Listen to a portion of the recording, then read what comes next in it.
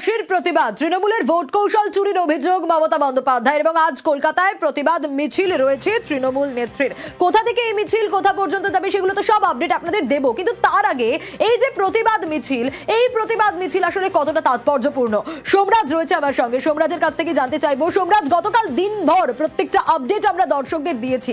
আইপ্যাকে ED আধিকারিকরা প্রায় 13 ঘন্টা ছিলেন, তল্লাশি চালিয়েছেন, আইপ্যাকের কর্ণধার প্রতীক জৈনের বাড়িতে তল্লাশি চালিয়েছেন এবং আমরা মমতা বন্দ্যোপাধ্যায়কেও দেখেছিলাম একেবারে পুরনো মেজাজে দাবাং অবস্থায়।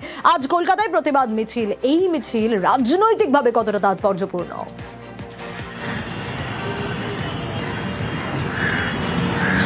বিধানসভা নির্বাচনের আগে রাজনৈতিকভাবে কেন্দ্রীয় সরকার তথা কেন্দ্রীয় এজেন্সিগুলির অতি সক্রিয়তার বিরুদ্ধে সুর চড়াচ্ছেন মমতা বন্দ্যোপাধ্যায়। তুমি দেখেছো এসআইআর ইস্যুকে কেন্দ্র করে মমতা বন্দ্যোপাধ্যায় কেন্দ্রীয় সরকার এবং জাতীয় নির্বাচন কমিশনের বিরুদ্ধে সুর চড়িয়েছেন। গতকাল তৃণমূল কংগ্রেসের পরামর্শদাতা সংস্থা আইপ্যাকের অফিসে এবং আইপ্যাক কর্ণধারের বিরুদ্ধে বাড়িতে যেভাবে ইডির তরফে অভিযান চালানো হয়েছে তা নিয়ে এবার পথে নামছেন মমতা বন্দ্যোপাধ্যায়। উদ্দেশ্য একটাই, বিধানসভা নির্বাচনের আগে কেন্দ্রীয় সরকার তথা কেন্দ্রীয় এজেন্সির বিরুদ্ধে সুর চড়ানো। আর এই সুর চড়ানোর জন্য আজ 6 কিলোমিটার রাস্তা শহরের রাজপথে তিনি মিছিল করবেন। মিছিলের প্রত্যেকটি অংশে বা ভাগে যদি বলা যায়, তৃণমূল কংগ্রেসের তরফে কেন্দ্রীয় এজেন্সির বিরুদ্ধে অতি সক্রিয়তার অভিযোগ যেমন তোলা হবে, তেমনি এসআইআর কে কেন্দ্র করে একের পর এক মৃত্যুর ঘটনা এবং তাতে নীরব জাতীয় নির্বাচন কমিশন ও কেন্দ্রীয় সরকার, সেই ইস্যুকেও সামনে তুলে ধরা হবে। মমতা বন্দ্যোপাধ্যায়ের আজকের এই মিছিল শুধুমাত্র তিনি নিজে নয়, গোটা দলকে তিনি রাস্তায় নামিয়ে দিয়েছেন।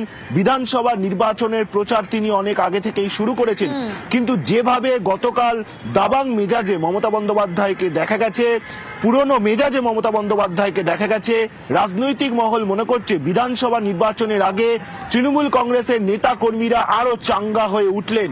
আর এই যে নতুন করে আরো চাঙ্গা হলেন দলের নেতা কর্মীরা, মমতা বন্দ্যোপাধ্যায়ের আজকের এই মিছিলের পর বিধানসভা নির্বাচনকে সামনে রেখে আরো তারা প্রচারে ঝাঁপিয়ে পড়বেন এবং মমতা বন্দ্যোপাধ্যায় আজকের এই মিছিল থেকে বিধানসভা নির্বাচনকে সামনে রেখে একদিকে যেমন কেন্দ্রীয় এজেন্সির অতি সক্রিয়তা নিয়ে সুর তুলবেন, এসআইআর কে কেন্দ্র করে সুর তুলবেন, পাশাপাশি কেন্দ্রীয় বঞ্চনাকে সামনে রেখেও সুর তুলবেন।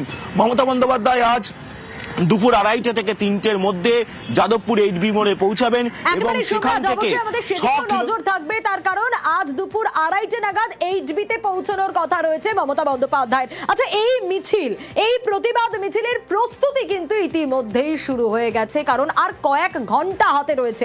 বিশ্বজিৎ রয়েছে আমার সঙ্গে। বিশ্বজিৎ, গতকাল থেকে আমরা প্রত্যেকটা আপডেট দর্শকদের দিয়েছি এবং গতকালের ঘটনার প্রতিবাদেই আজকের এই মিছিল, এইচবি থেকে এই মিছিল শুরু হবে। মানে কোন জায়গা পর্যন্ত এই মিছিল যাবে, কোন রুট হয়ে যাবে, এবং এর প্রস্তুতি তো শুরু হয়ে গেছে, কারণ 10টা বেজে গেছে ইতিমধ্যেই, আর কয়েক ঘন্টা।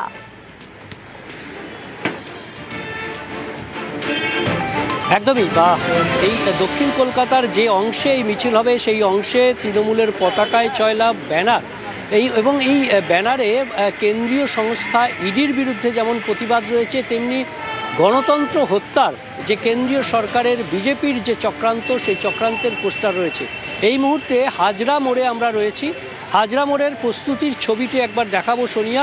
মঞ্চ তৈরি হচ্ছে, আর এই মঞ্চে যে মূল ব্যানার থাকবে, সেই ব্যানারে মমতা বন্দ্যোপাধ্যায়ের নেতৃত্বে এই প্রতিবাদ মিছিল, এবং সেই প্রতিবাদ মিছিলে যে মূল স্লোগান, কেন্দ্রীয় সংস্থাকে প্রকাশ্যে বিজেপির অপব্যবহার এবং গণতন্ত্র হত্যার বিরুদ্ধে।